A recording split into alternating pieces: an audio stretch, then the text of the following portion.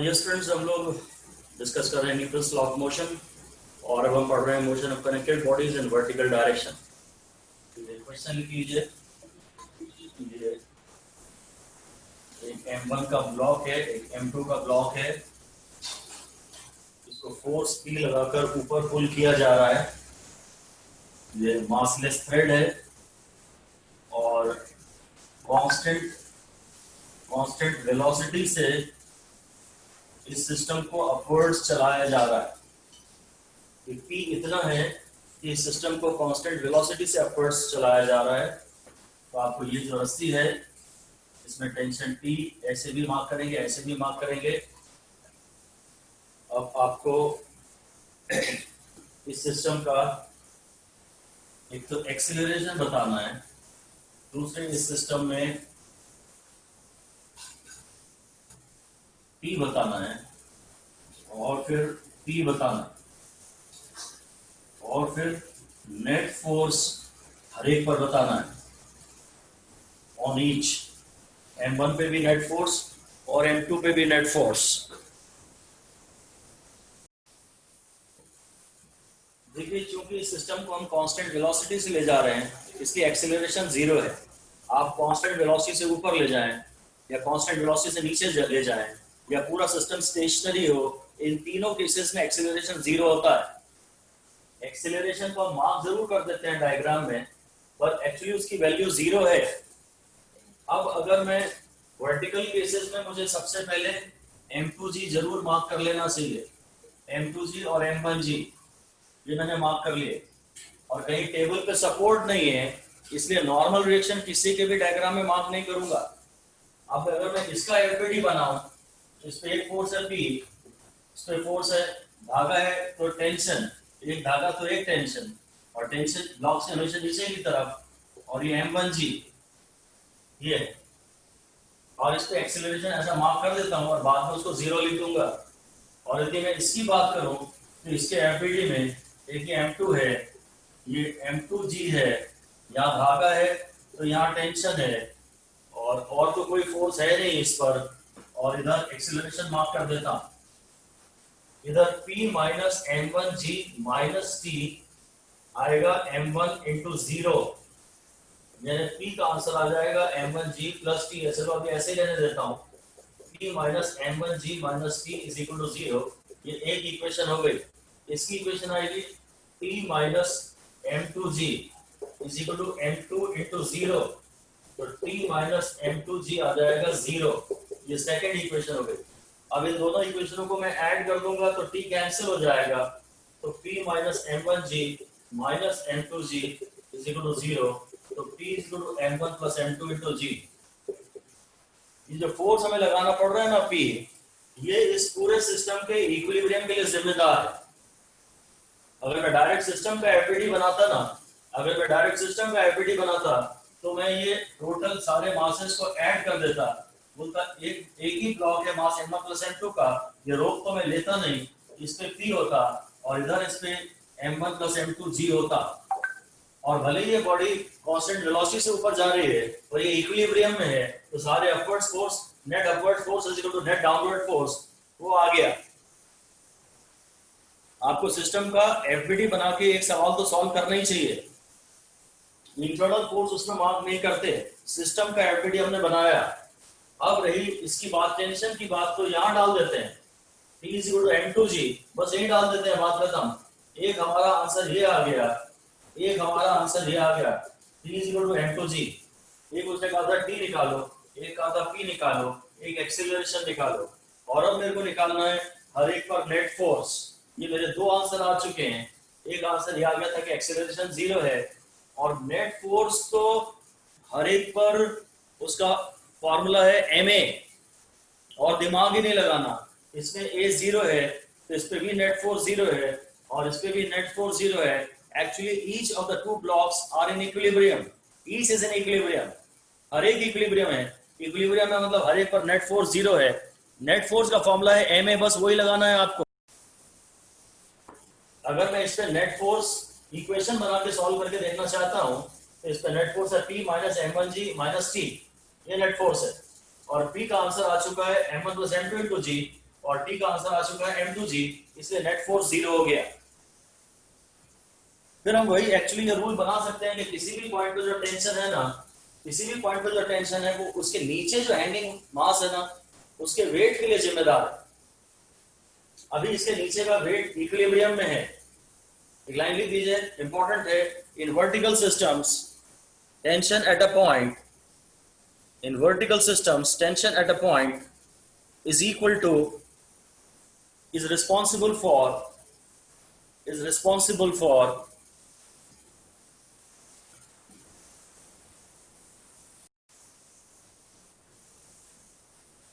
is responsible for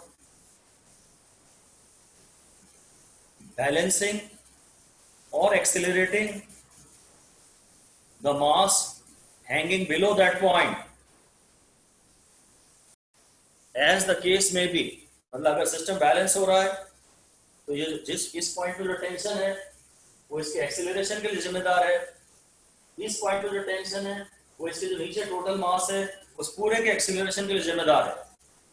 आप किसी भी पॉइंट पे अगर कैलकुलेशन करना चाहते हैं तो उसके नीचे के पूरे मास को एक ब्लॉक से रिप्रेजेंट कर सकते हैं। जैसे हम हॉरिजॉन्टल सिस्टम्स में कहते थे कि tension at a point is responsible for creating ma in the mass below the behind that point, उसमें हम बोलते थे बिहाइंड। अब हम इसमें नीचे देख रहे हैं बिलो। ये फोर्स एंड है और ये फ्री एंड है। आपको यहाँ टेंशन चाहिए तो इसके नीचे के पूरे mg वगैरह को देख लीजिए। किसी भी पॉइंट पे जो टेंशन है ना हम उसे इफेक्टिव वेट भी कह सकते हैं। अब इन ग्रेविटी वाले सवालों में आप नॉर्मल रिएक्शन तो मार्क करते नहीं है क्योंकि सपोर्ट नहीं है। जहां वहां पहले हम लोग हॉरिजॉन्टल सरफेस पे जहां n मार्क करते थे बस आज उसी की जगह t आ गया है। पहले n था इफेक्टिव वेट, आज t को भी इफेक्टिव वेट कह सकते हैं। ये एक रूल भी बना लीजिए कि tension at a point in vertical systems is the effective weight hanging below that point। Horizontal system में हम बोलते थे ये फोर्स एंड है, ये फ्री एंड है, और अगर इस पॉइंट पे आपको टेंशन चाहिए तो इसके जो पीछे आ रहा है मास उसमें जो कुछ भी हो रहा है उसे पैदा करने के लिए खाली ये टेंशन जिम्मेदार है। और वर्टिकल सिस्टम्स में अगर आपको इस पॉइंट पर टेंशन चाहिए तो इसके नीचे जो मास हैंगिंग है इसके नीचे उसमें जो कुछ भी हो रहा है उसे पैदा करने के लिए ये टेंशन जिम्मेदार है। तो अभी तो जो केस हमने लिया वहां तो इसमें एक्सेलरेशन था ही नहीं, तो टेंशन बस इसके mg के लिए जिम्मेदार है। इस पॉइंट पे टेंशन इस मास को पकड़े रखने के लिए जिम्मेदार है। इस पॉइंट पे टेंशन इसके नीचे आने वाले पूरे मास को पकड़े रखने के लिए जिम्मेदार है। ऊपर चला भी रहे पर अगर एक्सेलरेशन से नहीं चला रहे तो वो भी इक्विलिब्रियम का ही केस है। तो किसी भी पॉइंट पे टेंशन बस उसके नीचे के मास को पकड़े रखने के लिए जिम्मेदार है अगर एक्सेलरेशन 0 है तो। नेक्स्ट, अब इस पूरे सिस्टम को हम लोग वर्टिकली ऊपर लेके जा रहे हैं, एक्सेलरेशन से ले जा रहे हैं। आपके बाद एक्सेलरेशन से ले जा रहे हैं तो पहले आपको ए निकालना है, भागे में टेंशन निकालनी है और नेट फोर्स बताना है हर एक पर, net force on each.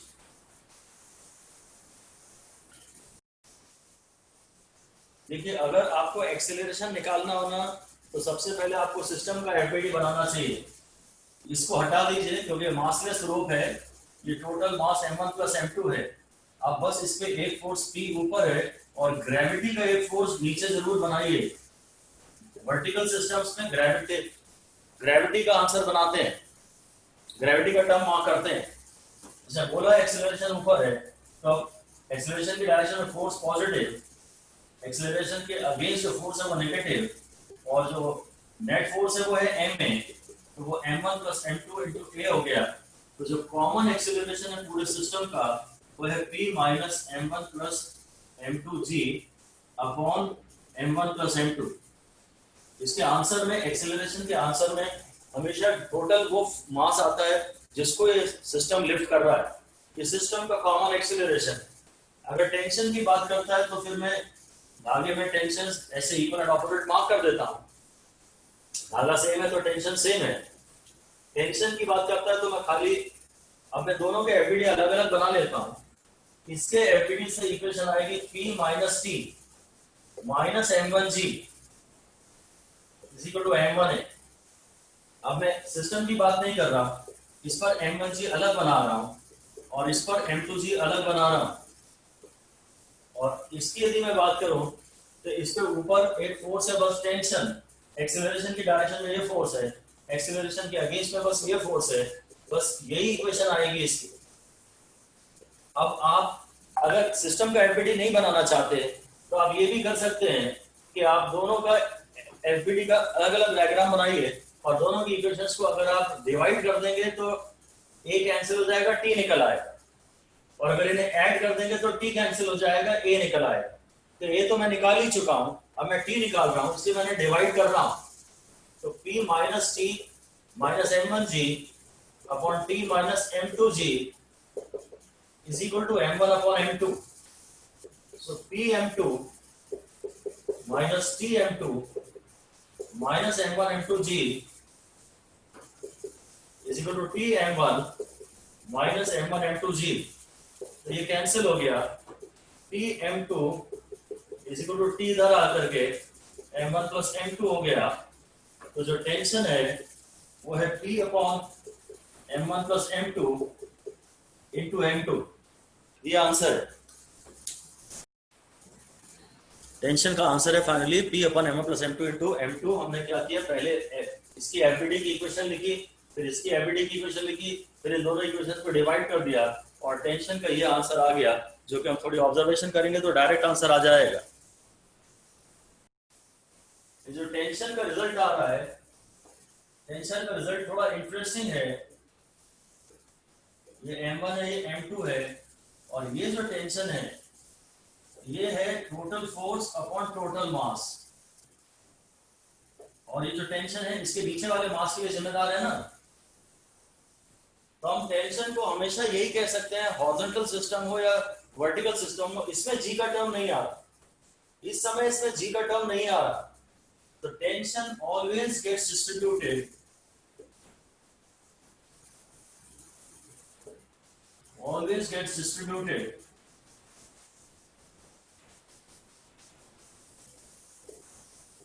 in direct proportion।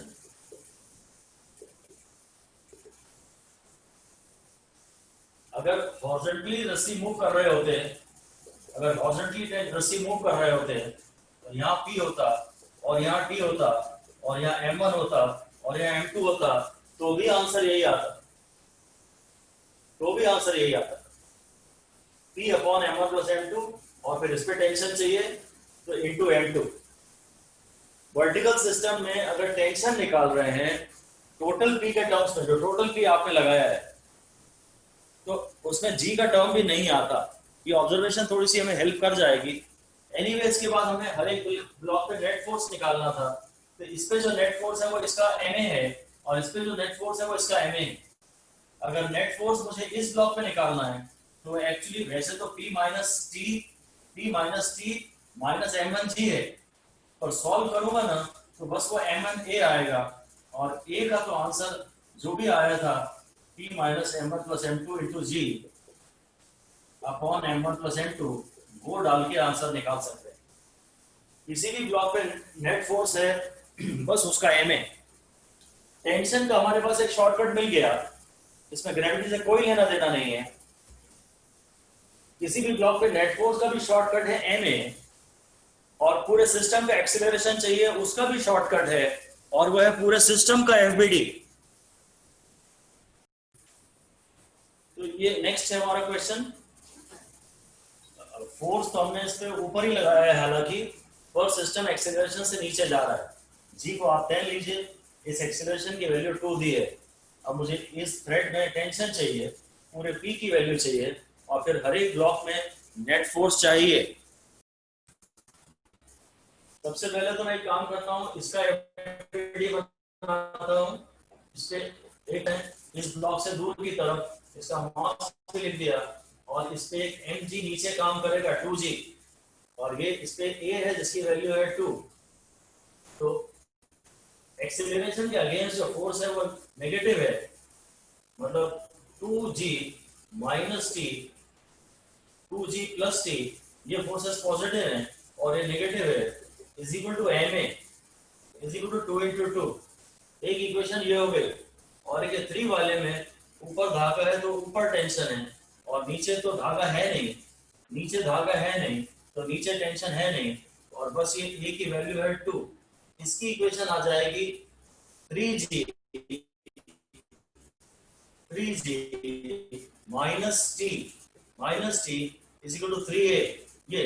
ये दो इक्वेशंस है। एक इक्वेशन है 20 plus T minus P is equal to 4, G को मैंने 10 ले लिया। और एक इक्वेशन है 30 minus T is equal to 6। अब मैं ऐड कर दूंगा तो ये प्लस टी और ये माइनस टी हमेशा ही कैंसिल हो जाएगा। अब ये हो गया, इधर 50 हो गया, minus P is equal to 10। तो P की वैल्यू आ गई 40 न्यूटन। जो P है ना, वो इसकी वैल्यू आ गई 40 न्यूटन। वो इस पूरे पर ये फोर्स है, इस पूरे सिस्टम पे ये फोर्स है। और ऐसे ही अगर मैं अब इन दोनों इक्वेशनों को डिवाइड कर देता, इन्हें मैं डिवाइड कर देता, तो इक्वेशन आती मेरी 20 plus T minus P upon 30 minus T is equal to 4/6। या अगर आप P निकाल चुके हैं तो इसमें डाल दीजिए। P आप निकाल चुके हैं, P की वैल्यू 40, तो आप इसमें डाल दीजिए। तो 20 plus T minus 40 is equal to 4। तो T is equal to 4 plus 40 minus T minus 20, sorry. तो T is equal to 44 minus 20 यानी 24 न्यूटन। और इनकी डायरेक्शंस वही हैं जो डायग्राम में दिखाई गई हैं। आपको P यही लगाना पड़ेगा।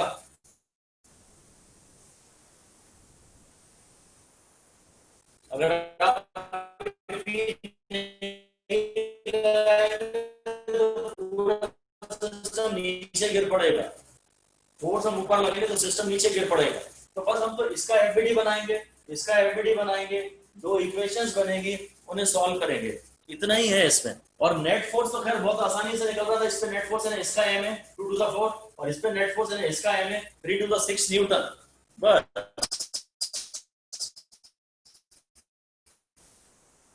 हाँ, वो नेट फोर्स की डायरेक्शन भी पूछ सकता है।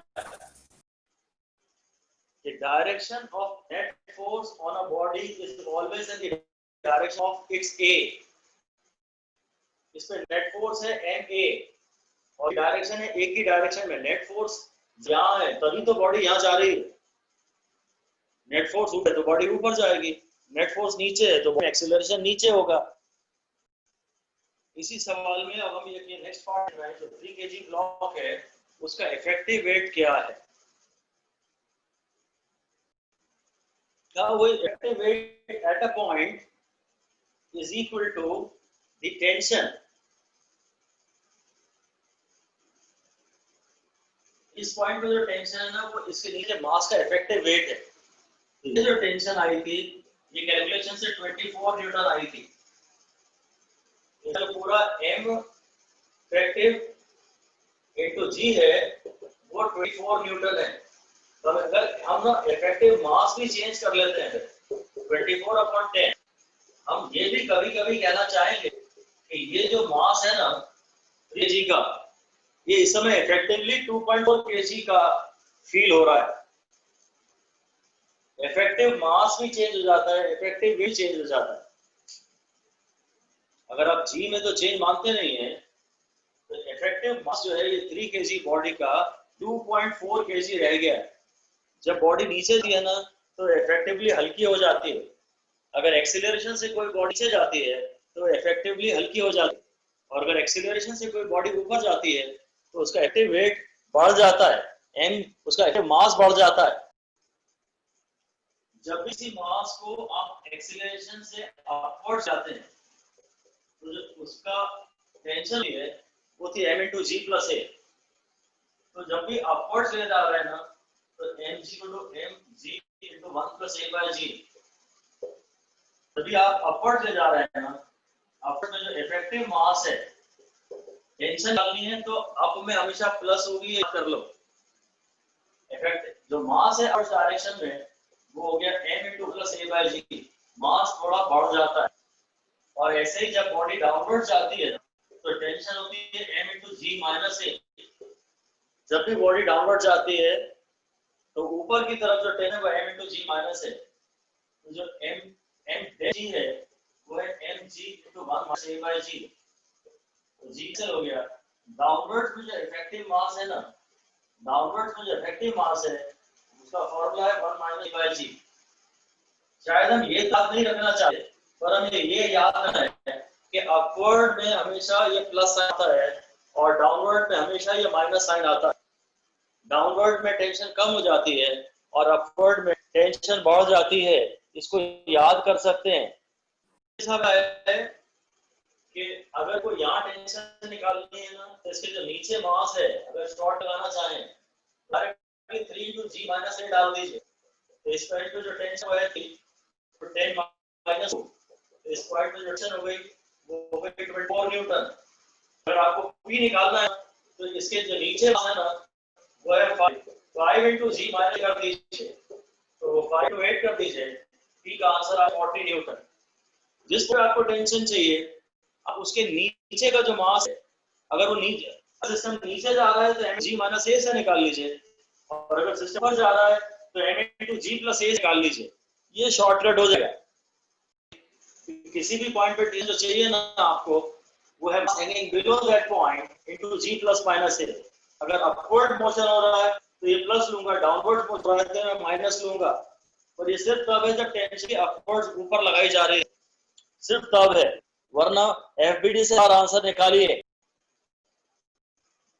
ये हम कुछ फंक्शंस ड्रॉ कर सकते हैं। अगर कभी टेंशन mg के बराबर है, बॉडी पे नेट फोर्स है, नीचे का फोर्स और का फोर्स बराबर है, बॉडी इक्विलिब्रियम में है, ये बॉडी या इस पे या वेलोसिटी कांस्टेंट वेलोसिटी से ऊपर जा रही है, कांस्टेंट वेलोसिटी से नीचे जा रही है। अगर कभी टेंशन mg प्लस a है, यहाँ वाला फोर्स ज्यादा है, वाला फोर्स कम है, फिर p ग्रेटर देन g है, नेट फोर्स अपवर्ड्स है, तो फिर एक्सप्रेशन भी अपवर्ड्स होगा। और अगर कभी टेंशन g माइनस a है, इसका मतलब ये वाला जो फोर्स कम है और ये वाला फोर्स ज्यादा है, तो फिर अगर ये वाला फोर्स ज्यादा है तो फोर्स डाउनवर्ड्स है, एक्सीलरेशन डाउनवर्ड्स है। आपको तो ये ध्यान रखना है कि अपवर्ड्स मोशन और टेंशन ऊपर है तो टेंशन इनटू जी प्लस है। अगर डाउनवर्ड्स मोशन है और टेंशन ऊपर है, टेंशन हमेशा ऊपर ही। ये जो दो फॉर्मूला पड़ रहा है m इंटू जी प्लस और m इंटू जी माइनस, ये एक बार देन अपवर्ड्स हो रहा है, मोशन डाउनवर्ड्स हो रहा है, एक बार मोशन अप हो रहा है, एक बार मोशन डाउनवर्ड्स हो रहा है, पर टेंशन बार ऊपर ही है। अगर टेंशन नीचे हो तो फिर कोई रूल नहीं है उसको एफबी नए सिरे से कैलकुलेट करना।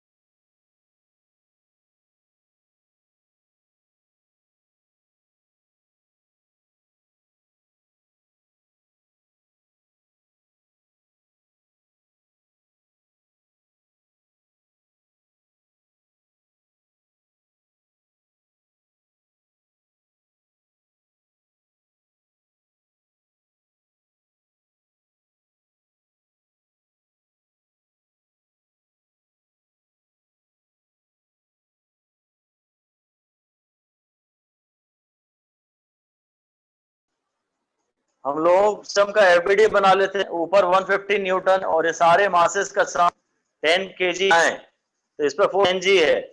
अगर ये एक्सेलरेशन ऐसे ही अज्यूम कर रहा हूं, मुझे नहीं पता एक्सेलरेशन कहां हो रहा है, मैं भी अज्यूम कर लेता हूं एक्सेलरेशन डायरेक्शन में फोर्स पॉजिटिव है, एक्शन के against force negative, net force को ms से इक्वल दीजिए। अगर ए कभी गलती से नेगेटिव आ जाए ना इस सवाल में, तो आपने जो डायरेक्शन अज्यूम की थी वो गलत थी। मैं तो ए को कुछ भी हम कर सकता हूं, मुझे ज्यादा पता है नहीं। तो अगर पॉजिटिव आ रहा है मतलब आपकी अज्यूम डायरेक्शन सही, और अगर ये नेगेटिव आ रहा है मतलब आपने उधर अज्यूम की थी तो वो यहाँ जा रहा है। पॉजिटिव भी आ सकता है, नेगेटिव भी आ सकता है, हमें उससे फाइनली उसकी डायरेक्शन का डिसीजन लेना है। जहां तक टेंशन का सवाल है, अगर ए मैं डाल चुका हूं और नहीं तो फिर मैं अच्छा 10 को भी अगर अभी शॉर्ट से मारूं तो ये जो T2 है ना, वो इसके नीचे जो M है टू G प्लस A है, और जो T1 है वो ये नीचे का जो M है, इसके नीचे M है 5, 2 plus 3 5 into G plus A है। ये शॉर्टकट है। और सबसे बड़ी मेथड तो यही है कि आप इसका FBD बनाइए। इसका FBD आएगा यहाँ P जो 151 दिया है, ये P, यहाँ mg जो 50 है, यहाँ टेंशन इससे दूर, ये इसकी इक्वेशन आएगी, 150 minus 50 minus T1 equal to 5। फिर मैं FBD बनाऊंगा, ऊपर धागा तो ऊपर टेंशन, नीचे धागा तो नीचे टेंशन, पर एक नीचे ग्रेविटी जरूर बनाऊंगा 20 न्यूटन की, और एक्सीलरेशन तो कॉमन है सिस्टम में, तो T1 minus 20 minus T2 is equal to 20A, sorry 2A, ये 2 का मान, और ये 3 वाला जो नीचे वाला ब्लॉक है इसमें एक ऊपर धागा टेंशन तो ऊपर T2, नीचे धागा नहीं है और नीचे ग्रेविटी है। तो अब एक्सीलरेशन इक्वेशन बनेगी T2 minus 3G is equal to 3 है। ये 3 इक्वेशंस है, एक इक्वेशन और ये 2 इक्वेशन और ये थर्ड इक्वेशन। बस अब आप इन्हें सॉल्व कर दीजिए, जो निकाले सब आ जाएगा। ओके, नेक्स्ट क्वेश्चन है, एक वर्टिकल सिस्टम ही है पूरा, ये M1 M2 है, ये थिक रोप है, मास्ले रोप नहीं है, और मैं कह रहा हूं सब ए आपको दे दिया है, ए के टर्म्स है, आपको बतानी है tension at mid point of thick rope A terms में। पी के टर्म्स अरेंज करेंगे तो दिखाता है, ए के में प्रॉब्लम कम है, ए के टर्म्स में बताइए।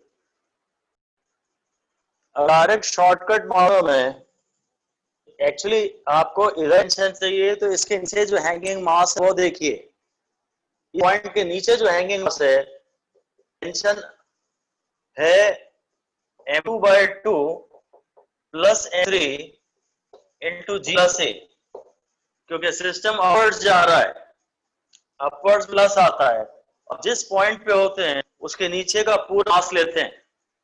जिस पॉइंट पे आप हैं, मास आप उसके नीचे पूरा लीजिए, और अगर ये क्लिक एक्सेलरेशन अपवर्ड है तो M इंटू प्लस A ना, आप इनका FD बनाइए या M1 लीजिए, और आपको इस पॉइंट पे टेंशन चाहिए तो M1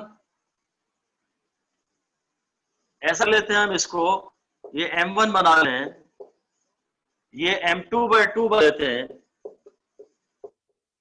ये भी M2/2 हो गया, ये आधा M2/2 यहां हो गया, ये आधा M2/2 यहां हो गया, और ये 3 हो गया। और बस अब आपको इस पॉइंट टेंशन चाहिए, और P के टर्म्स आंसर नहीं देना है, बस A के टर्म्स में आंसर देना है। तो अब आप इसका ऐसा FBD वाला सिस्टम का एफ बना लीजिए, 2 मासेस को एक साथ कर दीजिए, जिस पॉइंट पे टेंशन चाहिए एक मासलेस इमेजिन करिए, और नीचे के पूरे मास को भी ऐड कर दीजिए। बेसिकली सिंपल 2 प्रॉब्लम हो गया, और यहाँ टेंशन है, यहाँ इस पूरे mg है और ये है, बस इसकी FBD की इक्वेशन लिख दीजिए, ऊपर T नीचे इस पूरे का mg और इज इक्वल टू पूरे का ma। ये थिक रोप है, मास m की और लेंथ l, इसको सस्पेंड किया है, शोन सस्पेंड इज अपवर्ड, जो कि आपको बताया कि ये वर्टिकल वाला केस है। इट इज रेस्ट, आपको मिड पे टेंशन निकालनी है, सॉरी ये टॉप मोस्ट पॉइंट पे टेंशन निकालनी है, और यहां से जो x डिस्टेंस पे पॉइंट है वहां आपको टेंशन डालनी है। चलिए, अगर वो टॉप मोस्ट पॉइंट पे टेंशन डालनी है ना, मैं बस यहां से एक ऐसा पूरा m मास ले लेता हूं, ये टांग देता हूं, mg इसका FBD में ये है, और टेंशन ऐसा दिखा देता हूं, ये FBD बना देता हूं, और T minus mg is equal to 0। तो ये जो टेंशन है टॉप मोस्ट पॉइंट पे वो है, पूरा का पूरा टॉप पॉइंट पर mg है, ये बात ही है, क्योंकि पूरे का वेट इस को संभालना है। और अगर मैं इस पॉइंट की इसकी बात करूं तो मैं FBD अलग बना लेता हूं, ये जो लेंथ माइनस x है ना, इसका मास ऐसा लैम्बडा इंटू माइनस एक्स पर यूनिट लेंथ इंटू लेंथ, और ये जो लेंथ है ना, इसका मान लैम्बडा एक्स। अब ये टेंशन है टॉप हो गई, टी हो गई मे बी, और ये टी हो गई। अब मैं दोनों पार्ट्स की एबीडी अलग बना लेता हूं। अब इन एबीडी अलग बनाऊंगा, दो इक्वेशंस बनेंगी। ऊपर वाला ये पहला वाला पार्ट है ना, इसकी इक्वेशन आएगी, इसकी इक्वेशन आएगी टी ऊपर और lambda in L minus x into नीचे है, and this equal to M A, और ये का एम ए, ये मास per unit length into length है। और इसकी इक्वेशन आएगी, इसके एफबीडी में एक T1 ऊपर आएगा, ये T है। अच्छा, इसके एफबीडी में एक T1 भी आएगा, इसके एफबीडी में एक T भी आएगा, T माइनस T ऊपर T1 नीचे है, और इसका वेट नीचे है। और इसके एफबीडी में T1 ऊपर आएगा और इसका वेट भी आएगा minus x G. This is equal to x A. Mass per unit length हो, इस पोर्शन की लेंथ है x, इसका मास है कोई कांस्टेंट इनटू x, क्योंकि मास लेंथ के डायरेक्टली प्रोपोर्शनल होता है। इस पोर्शन की लेंथ है l माइनस x, तो इस पोर्शन का मास है कोई कांस्टेंट इनटू माइनस x, क्योंकि लेंथ ज्यादा तो मास ज्यादा। ये दो इक्वेशंस बन रही हैं, इन्हें ऐड कर दीजिए, T1 कैंसिल हो जाएगा, और सिस्टम रेस्ट है तो a को 0 डाल दीजिए, पूरा सिस्टम रेस्ट पर है तो a को 0 डाल दीजिए। और इसका शॉर्टकट भी मारते हैं, अगर आपको इस पॉइंट टेंशन चाहिए ना, तो इसके नीचे मास है। अगर आप शॉर्टकट मारना चाहते हैं तो इसके नीचे जो मास है, बस उसके इक्विलिब्रियम के लिए यहाँ टेंशन जिम्मेदार है। अगर ये सिस्टम रेस्ट पर तो tension vertical system at a point is responsible for equilibrium of the weight hanging below point. तो यहाँ इसका जो मास है वो लैम्बडा इंटू है, ये मास है, ये जी है, यही टेन है यहाँ पर, यही टी है। पर मैं टी के टर्म्स में इसे पूरा रिलेट करना चाहता हूं, तो टी है वो है पूरा लैम्बडा इंटू एल इंटू जी, और वो है एन जी। तो वो जी से आप रिलेट कर सकते, जी से रिलेट कर सकते हैं। डायलॉग ये काफी इंपॉर्टेंट है। In a vertical system tension at point is responsible for mass below that point। इसके नीचे जो मास है वो निकाले, इसके नीचे जो मास है लैम्बडा इंटू एक्स, और ये पूरा इक्विलिब्रियम में है, तो ये जो टेंशन है वो इसके इक्विलिब्रियम के लिए जिम्मेदार। अब वो डिपेंड करते है आपको आंसर किस टर्म में देना है। इस लैम्बडा को, इस T1 को ऐसे ही लिख लेता हूं, और इस लैम्बडा को m by l कर देता हूं, m by l x n g, ऐसा आंसर आ जाएगा। लैम्बडा को लीजिए मास पर यूनिट लेंथ, बस यही आंसर है, दिस इज द आंसर। और बेसिक से तो इन दोनों पोर्ट से एफबीडी अलग बनाइए, a को 0 डालिए, और फिर इक्वेशन सॉल्व करिए। शायद आप T1 चाहिए तो T को मिनेट कर रही है। चलिए, जो नेक्स्ट क्वेश्चन था वो ये है कि एक थिक रोप है, वही उसके पास m है, लेंथ l है, इसको वर्टिकली उठा रहे हैं। अब ये सिस्टम इक्विलिब्रियम में नहीं है, विद सम एक्सीलरेशन, और ए की वैल्यू नहीं दे, मतलब आपको आंसर ए के टर्म में देना नहीं है। Find at point P.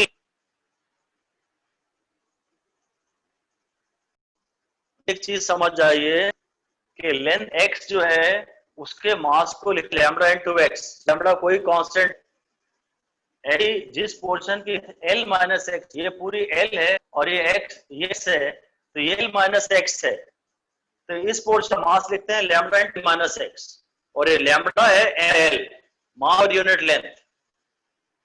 आपको इसका मास चाहिए तो ये है x, इसकी लेंथ x है। आपको इसका मास चाहिए तो ये है लैम्बडा l माइनस एक्स, जो इसकी लेंथ l माइनस एक्स है। जहां लैम्बडा है l, mass unit length in length of the given portion is equal to the mass of that portion. अब इसके एफबीडी की इक्वेशन बनाइए, एक बार एफबीडी की इक्वेशन बनाइए, और आप दोनों डिवाइड कर दीजिए कि ए आपको एलिमिनेट करना है, और आप निकालिए।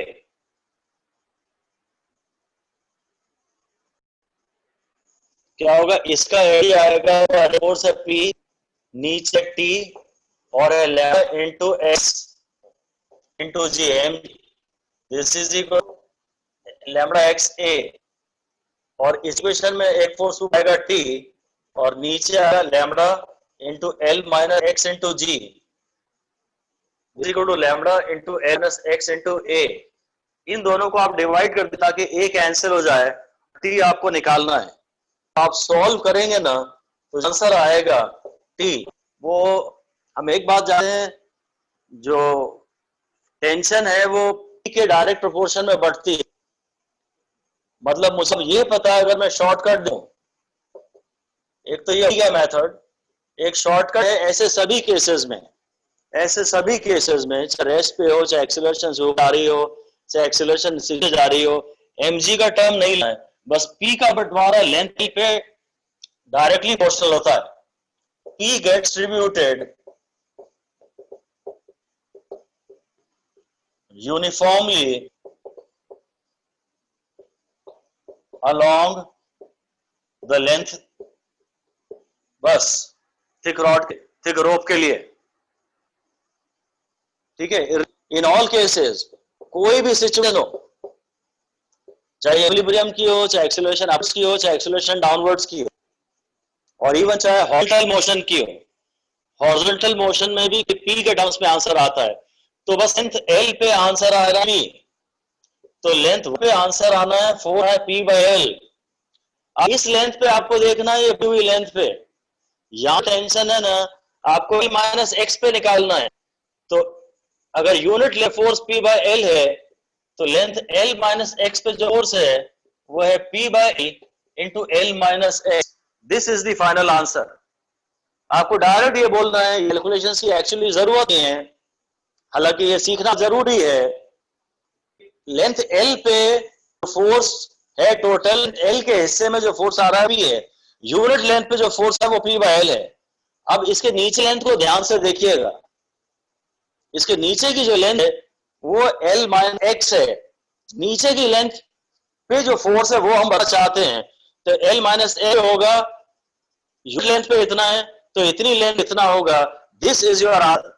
अगर ये रोप हॉरिजॉन्टल होती ना और p बोलता, पर मैं यहां इसको x यहां बोलता और ये लेंथ l बोलता, यहां जो टेंशन होती ना वो थी p/l टू लेंथ बिहाइंड।